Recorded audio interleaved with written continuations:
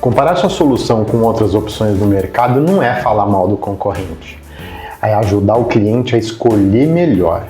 No B2B, o cliente já compara. A diferença é, você vai orientar essa comparação ou deixar ele resolver isso sozinho? Primeiro, compare critérios objetivos do tipo funcionalidades, benefícios, escopo, custo total e os resultados esperados.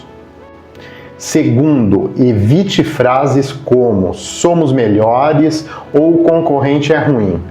Troque por essa opção faz mais sentido quando, e aí você completa. Terceiro, considere a aplicação. Uma solução pode ser ótima para pequenas empresas, a outra para operações mais complexas e a outra para quem precisa de escala. Quarto, use formatos simples, tabela comparativa, checklist de escolha ou tipo um post qual solução faz sentido para cada cenário. Quando você compara com respeito e clareza, não ataca ninguém. Você vira referência e ajuda o cliente a tomar a melhor decisão.